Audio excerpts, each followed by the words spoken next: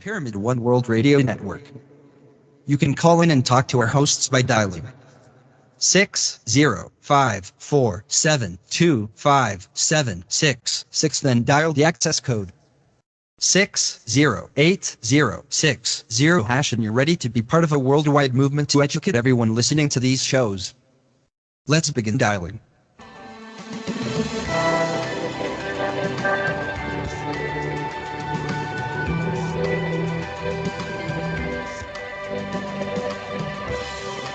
This is a Pyramid One International Network presentation.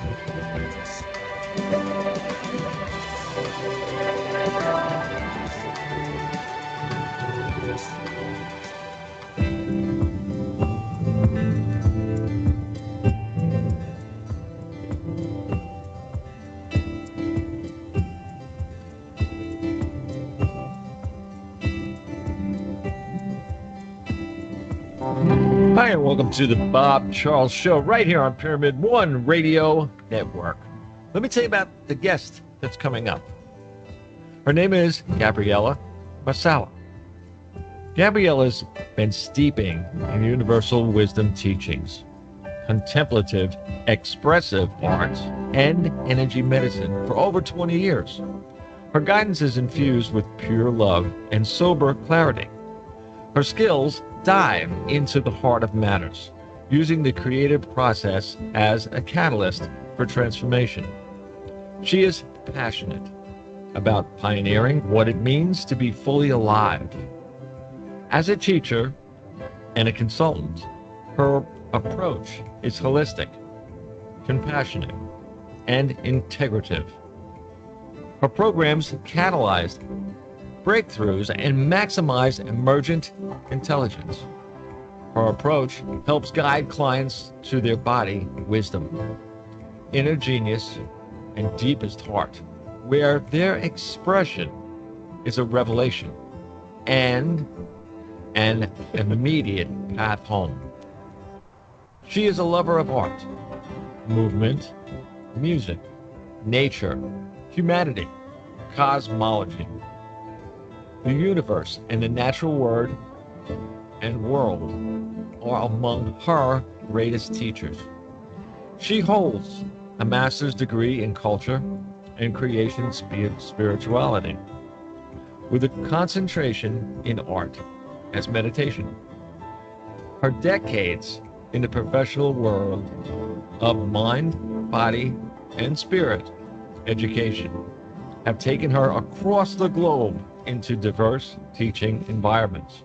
Her studies with various mentors and teachers in a wide spectrum of thought inspire her unique mysteries.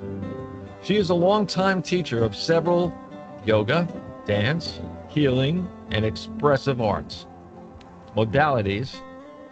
She's an author, a recording artist, song carrier, interpreter, and founding principal of Source Consulting Group.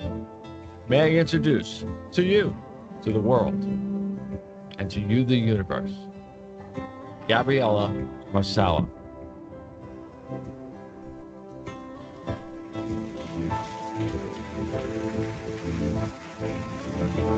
Well, there she is. Gabriela. I see you look lovely, and I'm sure we're going to have a lot of information for everybody out there listening. Great. Thank you. It's a pleasure to be here with you. I have one question. I mean, I sound like some guy that wears suspenders on TV. What did you do before what you do now? I only have done what I do now in a different expression. God bless you. So many of us, and I'm sure you work with people like that all the time. You're going one way. You're on a path, and you've gone that way for years, and all of a sudden you turn around, like I always say, you sit down on a rock, you agree to yourself that you're lost, and then you change your direction and go in a whole new direction. What you're doing actually, and according to what I've read in that so far, you bring out the best in people and make people believe in themselves and love themselves like they've never ever done it in their life before. You give them a direction. That's beautiful. I hope so. That's certainly my inspiration. And I do really feel everyone is a natural genius and a divine being and really here, born in this life to come fully alive. So if I can help direct and point someone back home, that's my honor. Yeah, I just want to remind everybody the phones are up. The chat room is up. If you want to call 605-472-5765, and the access code number is 608060 hash mark. Just call in. You can speak to Gabriela. You can speak to me. You could speak to, I'll bring the dog in a minute. I always kid. I mean, I've always had a radio dog that was always with me in the studio all the time. They just sit here. They're so attent. But then again, that's love like you have no idea. That's right. Yeah. What you have a book. Let's get into this, because I mean it's one that I think that I recommend everybody to get into. Because I mean, I don't care what you do. You could be a truck driver of a dump truck. It doesn't matter. You're a human being. You're a soul. You're love on two legs. So things like this come by very few times. Like if you took 1,000,000 books, I would say probably about maybe 50 out of 1,000,000 are really, really, really going to do something for you if you follow the directions. Correct? Mm. So, Everyday Magnificent is the name of your book, which, by the way, the subtitle on it, Practices to Activate an Unlimited Life. I love that. Unlimited life. Does anybody that you talk to and that really realize that life doesn't stop here? Yes, I do. I come across cynics who have either through just the blows of life or challenges or being really confined in narrow programming or that really believe the very mentally generated picture of reality that is very limited and are so devoted to that limited perspective that they have no idea what I'm talking about. But more and more, I find that everyone I connect with feels like, oh yeah, I know that there's a part of me that is vast love, that is unlimited, that has infinite potential, that is a total mystery. And I want to know that part of me more. Yeah, plus we don't stop here. We are unending. This soul started somewhere, obviously, and this soul will continue. It's what we take from each lifetime, and we build on it. And let me tell you something. What comes later on is, I mean, I've been to the other side once. The what is there is so beautiful, and I'm not telling everybody to go out and start jumping up and down that you're gonna jump off a bridge or something. Don't do that. That's not good. This lifetime is a learning curve. This is how you learn how the soul learns everything.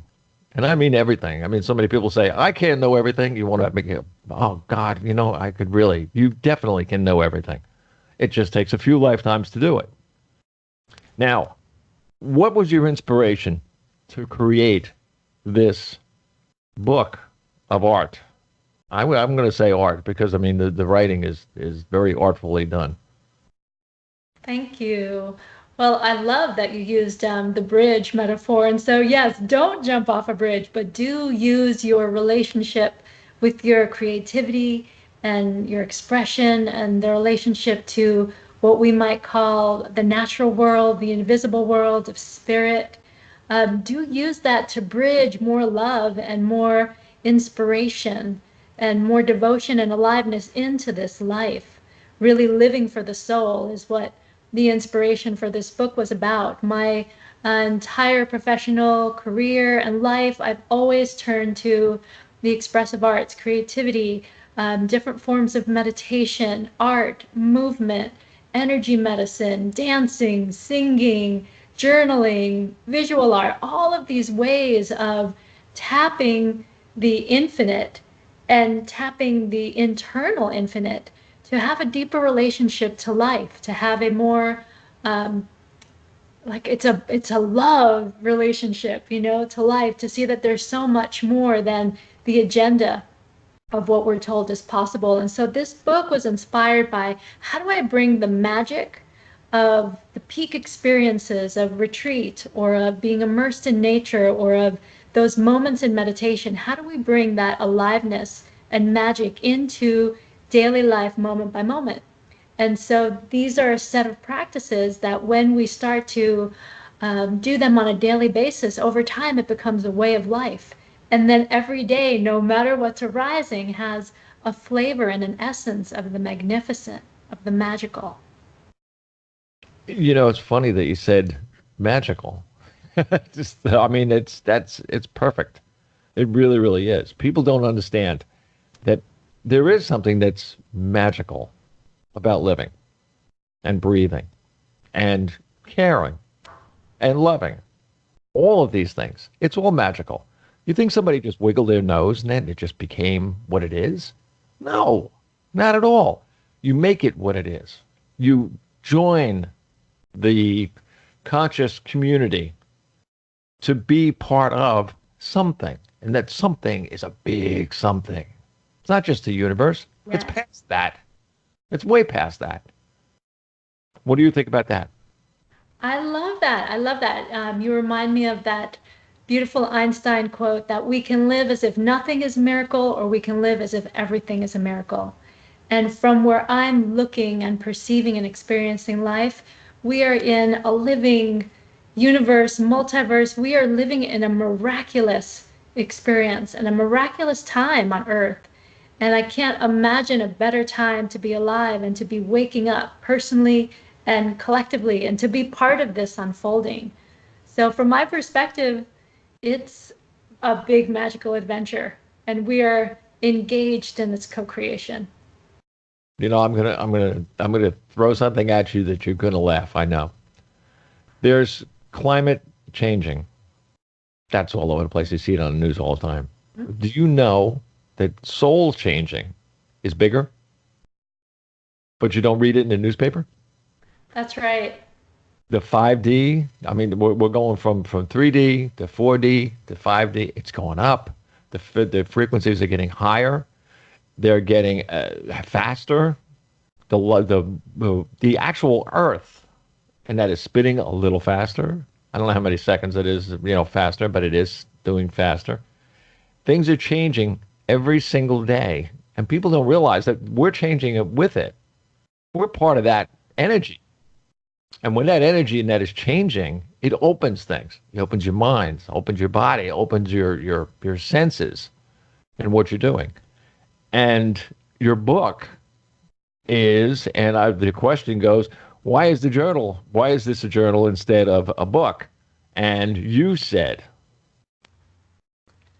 I said that it's not a book for reading, that it's an experience. It's a participatory, expressive arts, interactive playbook so that we can engage in all of these activities, practices, awarenesses, right? They're playful and they're expressive and they call on our creativity. But from the inside out, we start to engage with the co-creative process of life so that we are learning how to change our state along with the changing times, right? So that we are making a lifestyle of living by love, living by gratitude, by compassion, which are much faster frequencies when we talk about five-dimensional reality and beyond. So that rather than thinking that we are victims in a model or paradigm of life that is separate, that is matter-based, that is fear-based, control-based, we can wake up and start to live in a daily way in ways where we are divine co-creators with the magic of life, where we're vibing at a higher frequency of love, of gratitude, of joy, and through that, co-creating the reality. As we are evolving into a higher state of being all together, right? All hands on deck. Well, we're doing that without even realizing it. But That's when right. you do realize it, you make it better.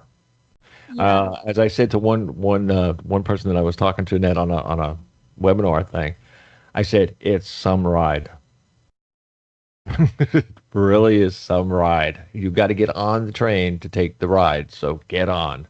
That's right. And my experience has been that as we are able to get on the ride and to get playful with it, right? To be in this place where we're connecting first and foremost internally through our own body, our breath, our daily life practices to what brings me alive, what and how can I do to engage in life in a way where I'm in love with life, where it's an adventure, where I'm on the ride and I'm in for the joy of it, in for the love of it, rather than like holding on to the back of a caboose that's going crazy, which life can feel that way sometimes too. So, Uh, you just said something though. It really that one got me because you said to be in love with life, and that imagine, will you, for just a second, everyone listening, when you went out with that first very special person, you had that feeling that went up and down your whole body, in your heart, your mind, everything was just unbelievable. It was a feeling that you said to yourself you've never felt before. Well, how would you like to feel that without anything but yourself? To realize that yourself is this feeling. Imagine that. Wow. That'd be pretty cool. Right? yes, yes, and it's possible.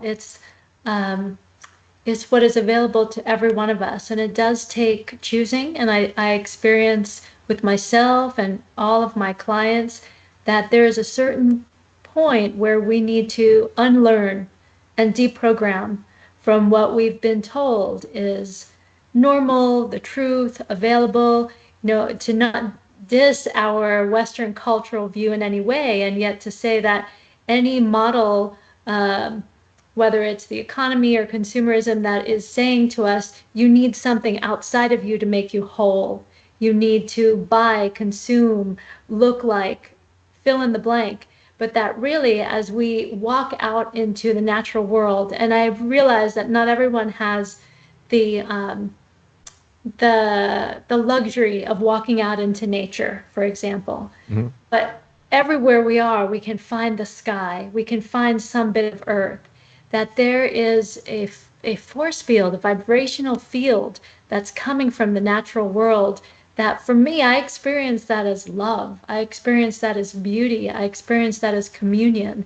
And that as I find and connect with that, connect with my own breath, connect with my ability to be in relationship to the mystery of life, it's a love affair. I'm in love. And that generates its own feeling of wholeness and harmony that only wants to contribute back. Here's a question. Does the people that you work with, when they realize these things that move them, like believing in themselves, believing in the world, Xing out all of this fake news and all the rest of the stuff that around us. And actually dared someone yesterday to leave his cell phone home for a week.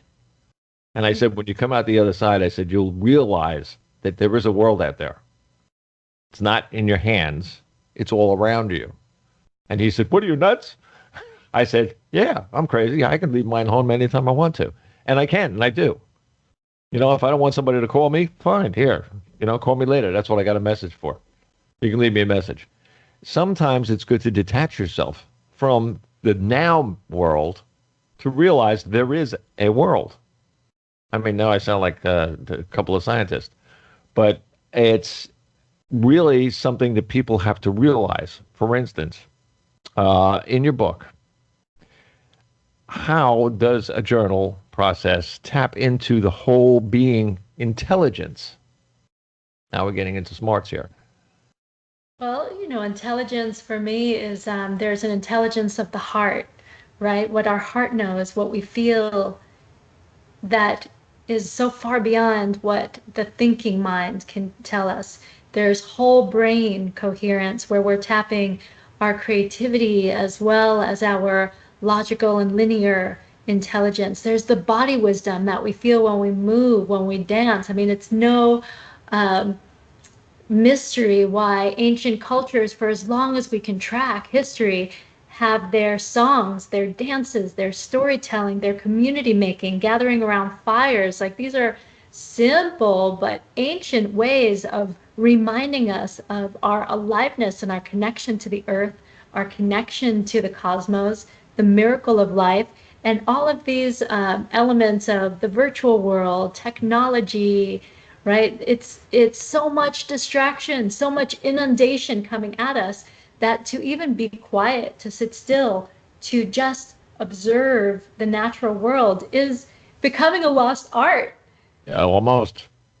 You Almost. know, Absolutely and right. yet fast track. Right. That's the fast track to remembering what we can only know from the inside out, that we are a miracle, that we are love, that we are happening once in time, and to really be present. It's become so flippant to just say, oh, we'll just be present.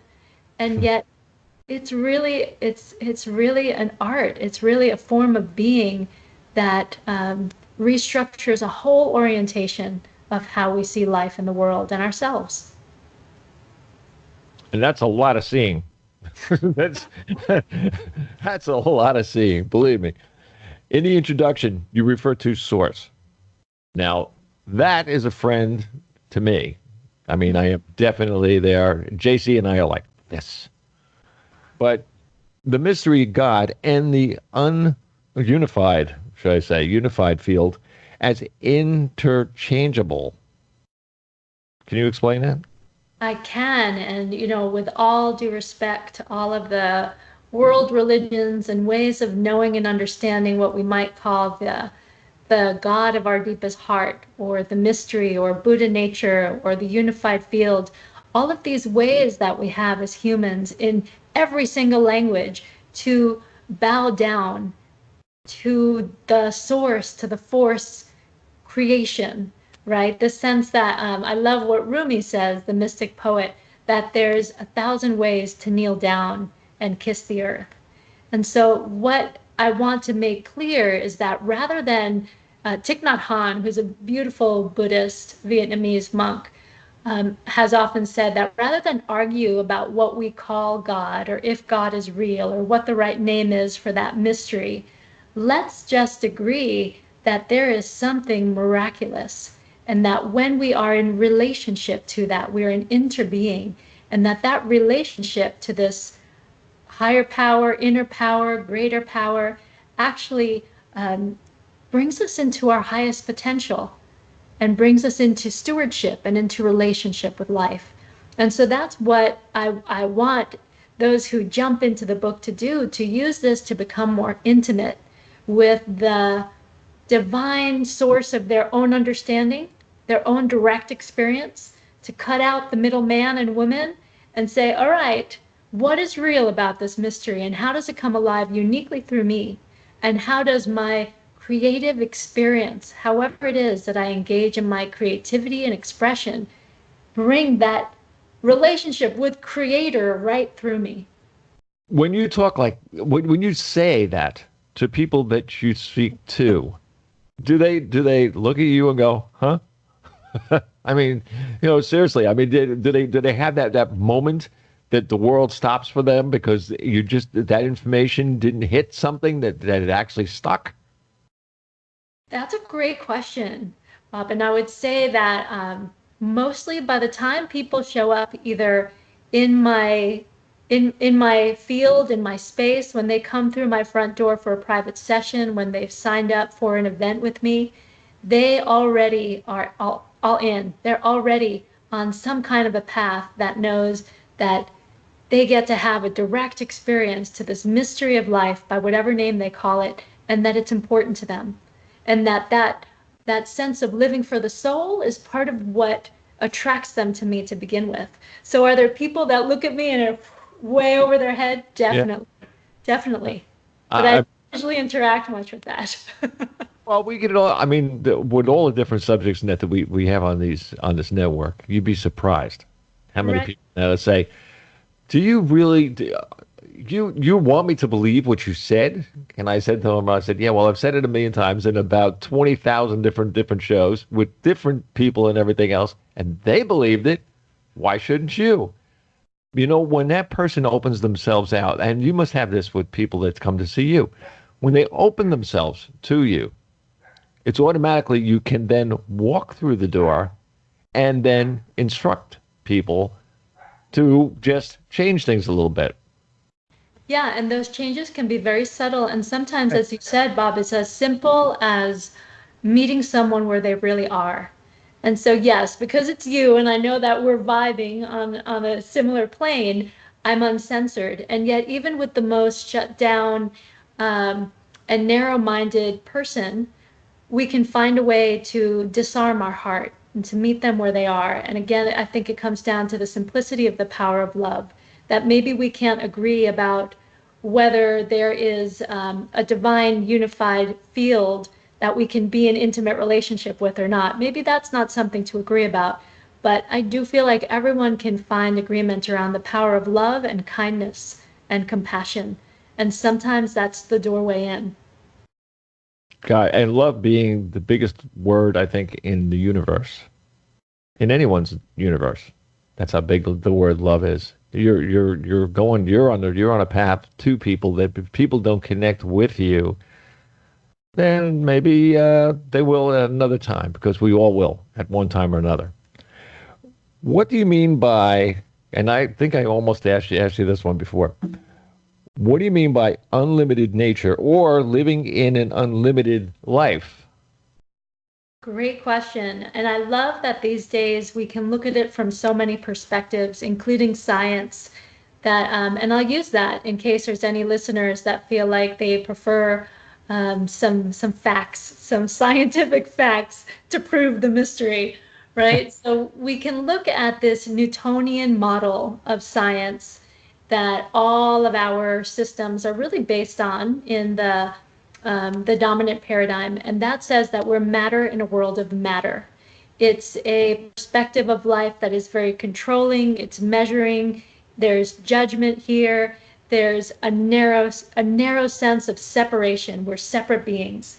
We can also look at the orientation of life through the lens of quantum mechanics or quantum physics, which would say, actually, since the 1920s, this has been proven in so much research that's out there that anyone can find, that we're actually energy in a world of energy. That where we think that you start and I stop is really just a perception of vibration.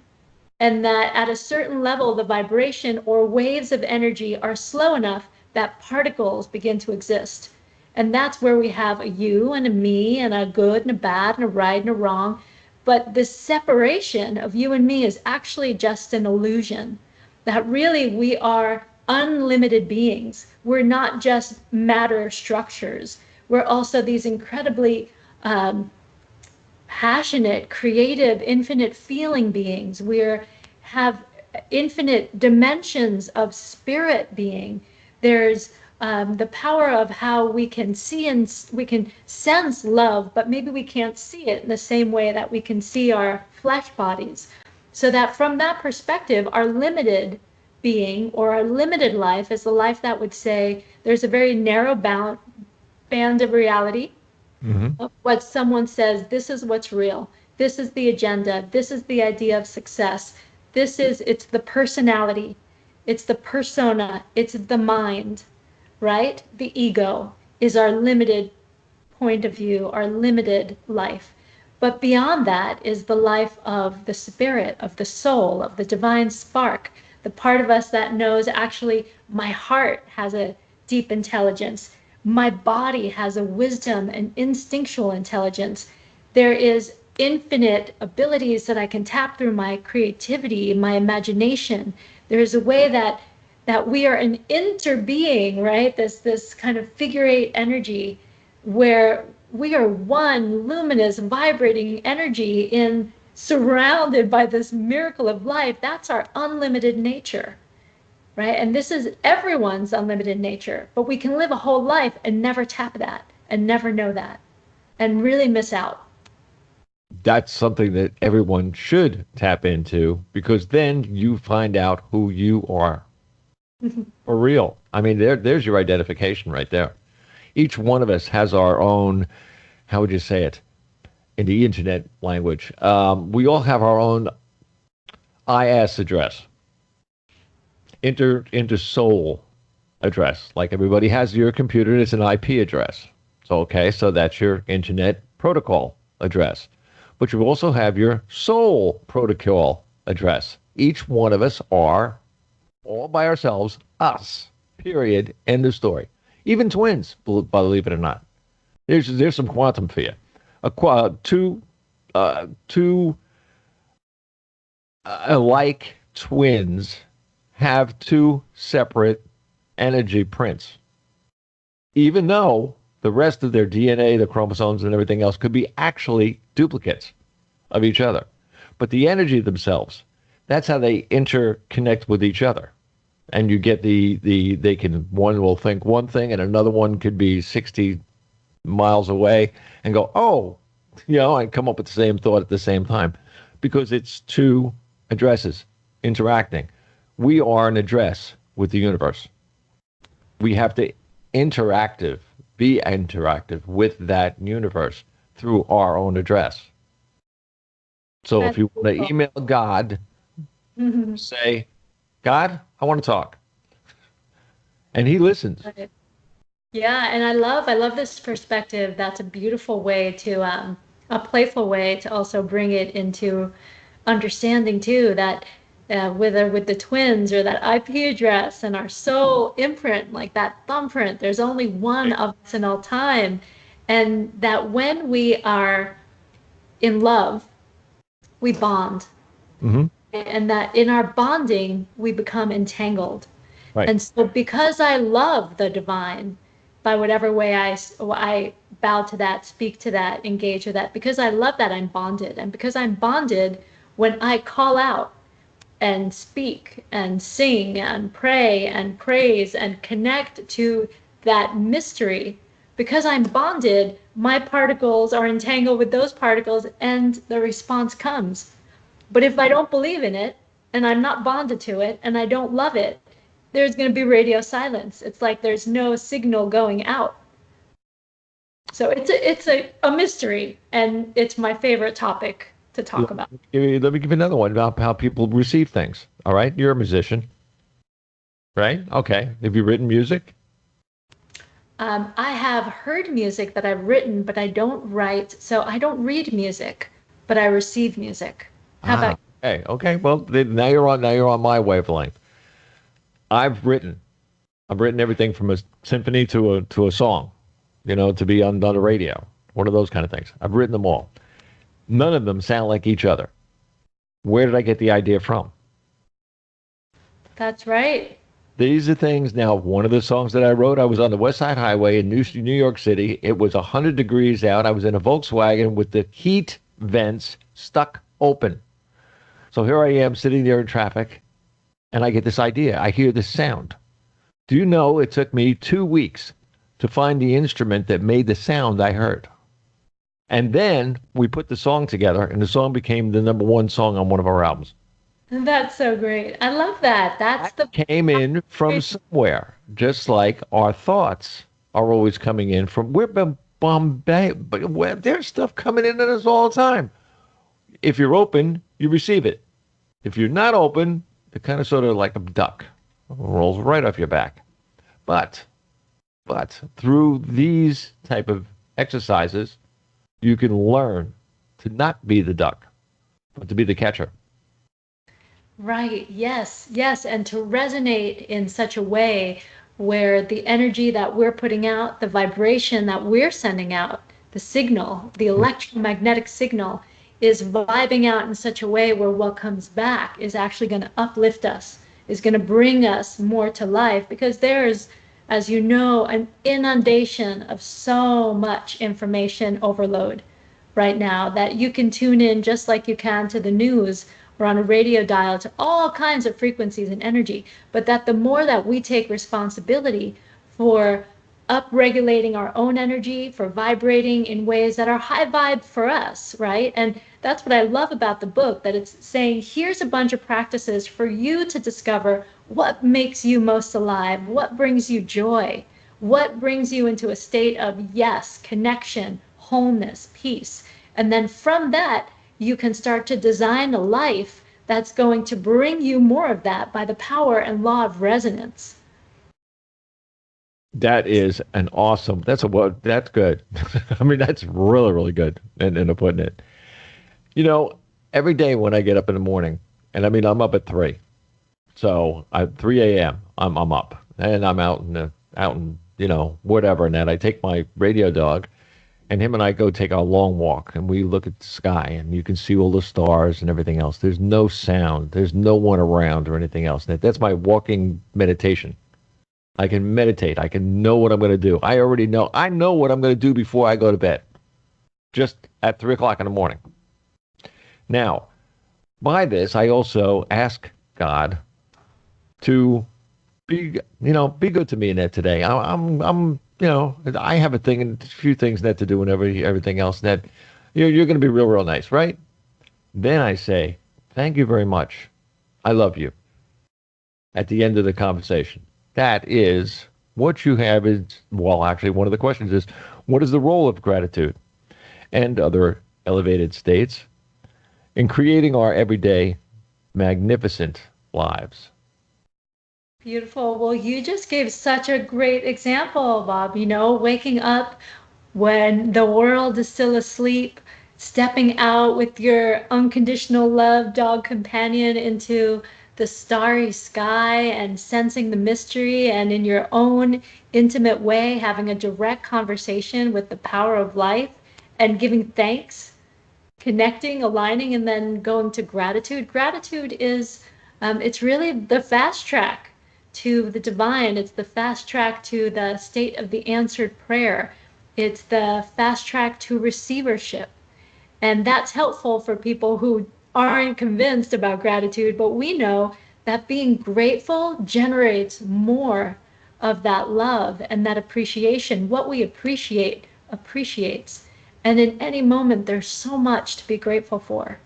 And when we are generating that energy, that state of being, it's an electromagnetic frequency, it's a vibrational state, and it's an intelligence of our beings to live in gratitude. And it's available to everyone all the time, and it is free. Yep, absolutely free. All you have to do is you got to want it. Now, let me step back from that for a second. Wanting something is one thing. Needing something is another thing. And being the one that should have something is a third. Every single one of us, believe it or not, if you were to have this on a test, would you put down A, B, or C? I'm sorry, ladies and gentlemen, I would put down D. I want all of the above. That's the way I want my life. Now, there is another question that I was very, very interested in, and in fact, I even have it here in the book. Touchstones. Now, what are touchstones? And how can they help us? How can they be useful in our daily life? I'd love to share about that. So the touchstones that I offer are about maybe a couple of dozen or so very short practices that are pretty instant, within 1 minute, 3 minute tops, that we can call on throughout the day. The intention is that the reader or participant in their playbook would play with these touchstones a few times a day, and then even develop more of their own, because each one of us is waking up uniquely and has practices that will work better. So a touchstone might be the first thing in the morning when you open your eyes. Start to flood your field, your awareness with gratitude. I'm grateful. I'm grateful for this bright new day, or I'm grateful for the stars I could still see as I'm waking. I'm grateful for my breath. I'm grateful for my health. To flood the field with gratitude. You could do this in traffic.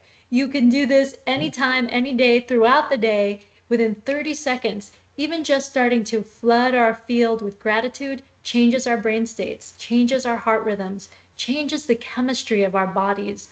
So that's one example. Another touchstone might be having a big glass of water and taking a deep breath and giving thanks to the water, feeling grateful for the water. And as you drink that water, imagine all the cells of your body drinking in life force, drinking in love, right? Just drinking a glass of water can increase our energy 40%.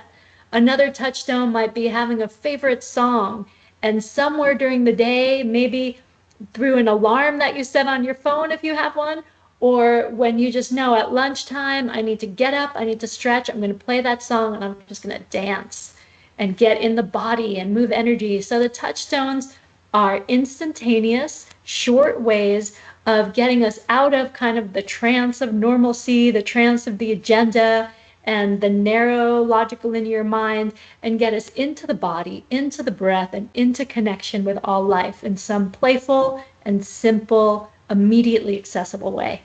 That's almost like hitting pause on a video. Yeah, it It's like, is. boof. Okay, it's my turn now. It's like a reboot, a Yeah. refresh. Well, it does. I mean, it's the pause stops everything, and the reboot gives you a whole other look at the rest of the day if you do it during the day. It does. It does, yeah.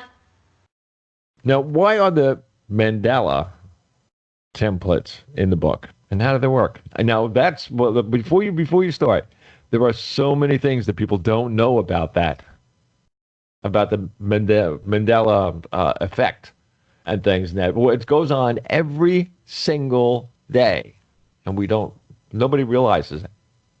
Right. Well, from the perspective in the journal, there's writing prompts, there's meditations and expressive arts prompts and invitations, and then there's the mandalas. And for me, I'm working with the perspective from Jungian psychology that looks at the whole, right? So the circle is a symbol of wholeness, and it includes everything, rather than the square, which leaves things out. So we work within a circle template, and just having an empty circle in front of you and putting color, image, symbol, energy sketch inside of it, whether we have an intention or not, Bob, it brings us into a more coherent state of heart and mind.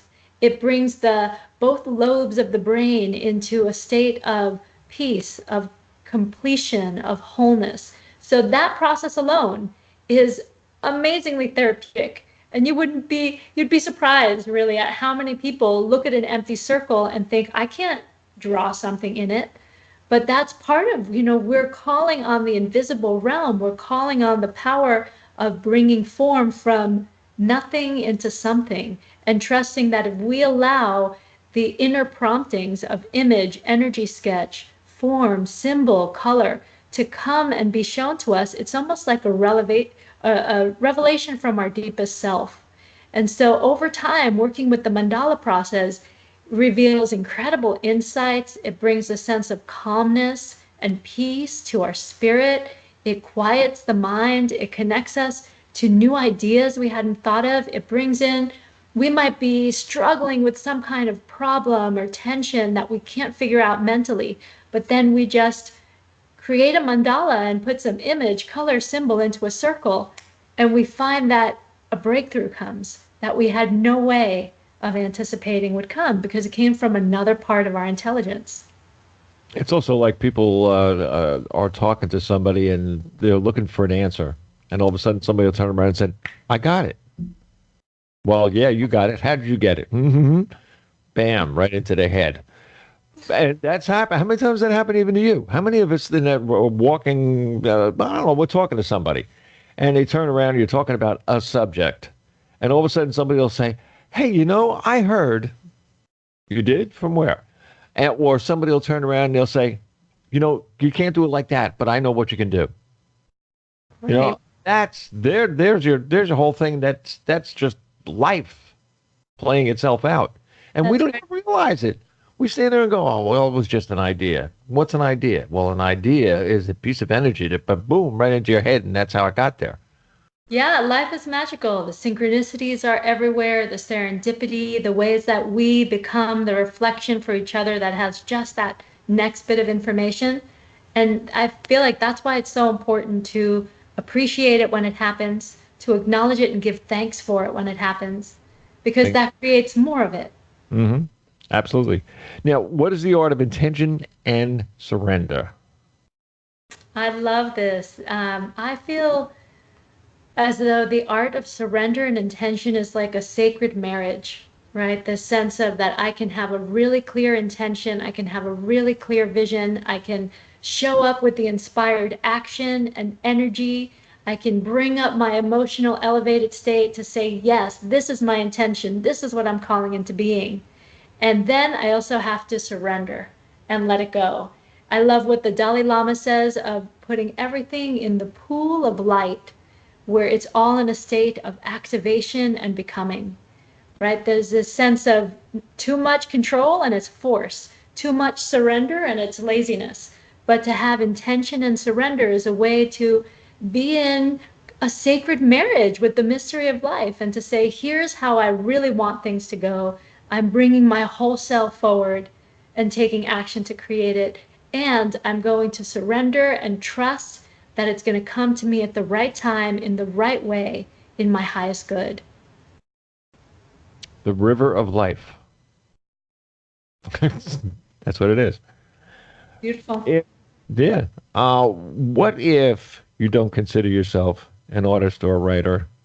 Would you consider yourself the person to speak to?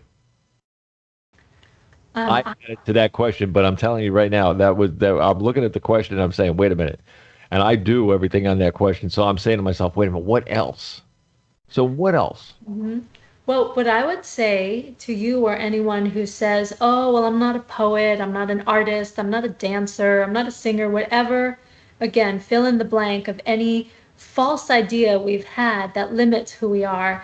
And I would say, just by nature of being born into this body and onto this planet at this time, your ability to sing, to tell stories, to write and share your unique way of seeing and being, to move your body, like these are not for some of us. These are for all of us. These are ways of sharing, of being healthy. It's medicine.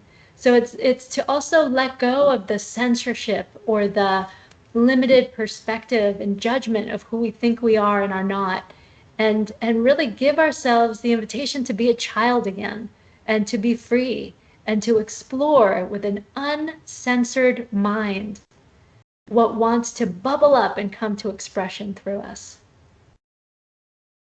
Wow. I do that. Yeah. I'm with you on that one. What is, or let me put it this way, what if you don't meditate or already have a meditation practice? Great Now, question. I talked about the thing of that with the dog. I mean, so many people don't do that, and they should really get off their butts and just take a walk outside and just stick with themselves. Don't pay attention to anything. Period. You're taking a walk. Look up in the air. Look at a cloud. Look at the sky. Smell. I mean, if I went on to tell you, and I've done this too in New York City. I worked there for many years. Out of all those years, Ned, I could take you through New York in a 5-minute conversation that when I would be done, you would smell and feel what I was talking about. Each one of us can do the same to ourselves and make ourselves understand our world better through meditation. But there's different types of meditation. Mine, I'm wide awake and I'm walking outside with the dog, but my mind is somewhere else. Mm-hmm. Source and I are like this, when we're out there. But that's just one way of doing it. What would you say people would do or should do or Well, could do? Yeah, I would encourage anyone that does not have, and again, I like to expand what meditation is. So I love walking meditation. I love what you're describing and feel like that's a very valid form of meditation.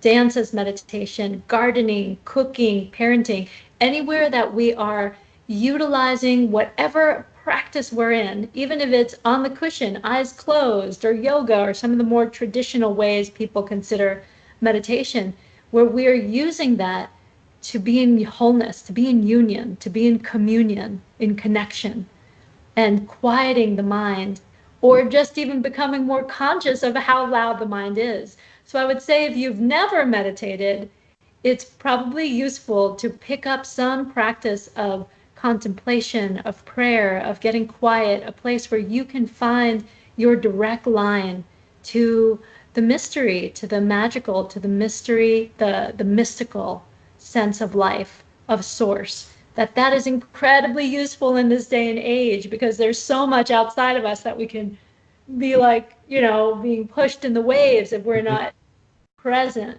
And then for those that have had a really long run of meditation, I would say, are the fruits sweet? And is it working for you? And if you've been sitting on your meditation cushion in Zen meditation for 20 years, but you get off the cushion and you're cranky and you hate your life, that fruit is not sweet.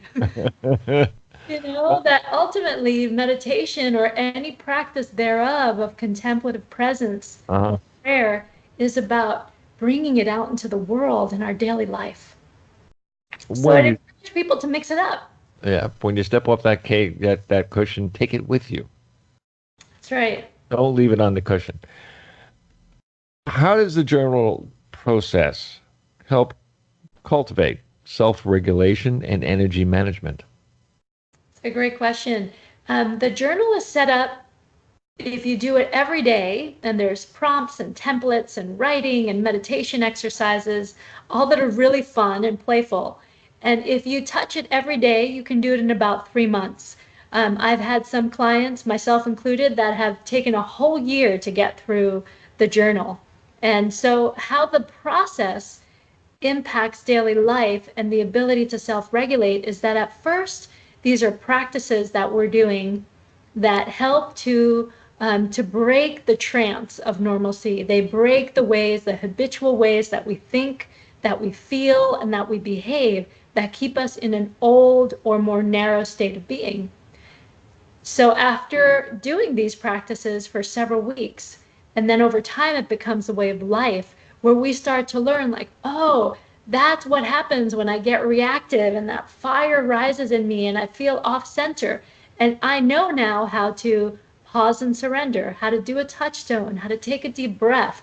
I know how to set the tone for my days so that the first thing when I wake up, I'm able to set the tone as you do, right, for how I want the day to unfold.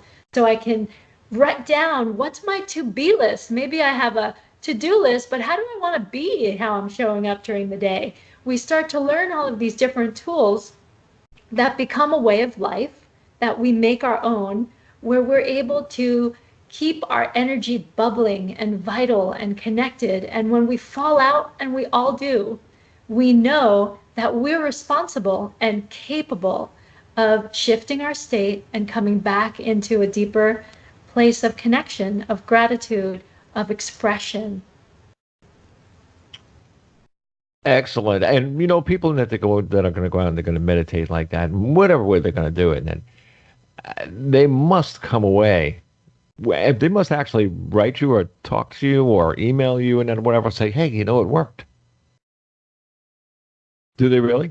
Yes, definitely. I received lots of emails, and also I have the benefit and joy of seeing a lot of people who are integrating the work from my local events.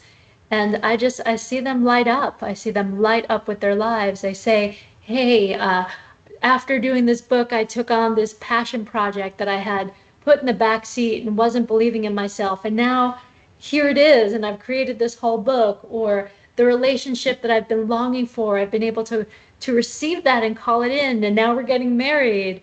Or I finally have had the courage to move on from a certain job or relationship that wasn't bringing me life. So I see so much transformation. I see so many people come alive with a whole deeper sense of being in love with their lives, and that is such an honor.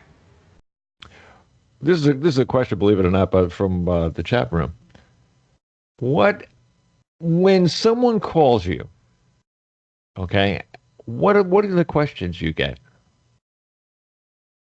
They're asking me here, Annette, like, what question could I ask Annette about transformation?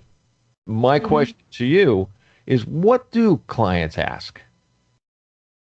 That's a great question. Often, when I first started working in this field, clients would come to me and they would ask for help me to feel my intuition, help me to know what next step I should take, help me to come back into my body, help me to hear the voice of my own heart. And so a lot of the practices I've developed over the years of evolving my work has really been all about turning the lens back to each person so that now people come and they know they can trust me to help them find their own answers, to help them find their direct line to the field of potentials, of possibility, of wisdom. So mostly people come to me to be supported, to light up their own awareness and their own heart's intelligence so that they can guide themselves through their lives. That reminds me of something that I have told people in, I don't know how many, but let me say this, the thousands, almost a couple of thousand shows. But out of all those shows and everything else, and I've said this a million times, must have. I tell people all the time that are really having a hard time with their identification or who they are, or where they come from or where they're going or whatever. I always tell them all the time, go to the bathroom, look in the mirror. I swear to God, listen to me carefully. Go to the bathroom, look in the mirror, get close to it. Maybe as far as I am away from the screen right now and you are away from the screen. Look at your eyes and just take them in. Look at them. I mean, really, really look at them. And say this, I love you, and mean it. If you don't, try it twice. If that doesn't work, try it 3 times and come back and do it later. This is actually telling a person that they are important to themselves. Mm-hmm. And they come away, and they usually email me, I thought you were nuts, but I felt good. Yeah. So, I mean, seriously, what you do is so important to make so many people net worth to themselves trillions. And just keep going with the 9999999 behind it. That's what all of us need. I mean, we listen to things that every day, and the world gets stuck in our heads every day. And you turn around to yourself sometimes and you just shake your head and go, how could they do that? Or are they nuts? Whatever. I want everybody to remember one thing. Transformation is a very important thing in our lives, and it should be in everyone's life, one way or the other. If you need it, here's a person to talk to. If this is the way to tune out the world, but be part of the world. I'm not saying not be part of the world. I'm saying tune out the world. You can automatically put a wall up, and you can take the negative and throw it. Take the positive and pull it in. And once you pull it in, you use it. And once you use it, it makes a better world. And it's hard sometimes to get to that point without someone to direct you. Right? Yeah, we're in this together. We all need each other, for sure. What are the key takeaways you hope readers will experience from the journal process? Key takeaways, Bob, are fall in love with your life. That is a gift you give yourself and the world. Light up from the inside out. Get current with who you are and why you're here and what are your gifts to contribute to the world, and do it in your own way, on your own terms. And to really know that when we light up, we become a light in the world. And it's time, like we said, all hands on deck. If ever we needed it, This is the time. Okay, now if everybody everybody needs a copy of this book, just go to today's blog. The address to get the book is there. It's also in the chat room. And if people want to talk to you, what's the address we should talk to? They can contact me at www.gabrielamasala.com. That's Gabriela with one L. Masala, MASALA.com. And what have you got coming up?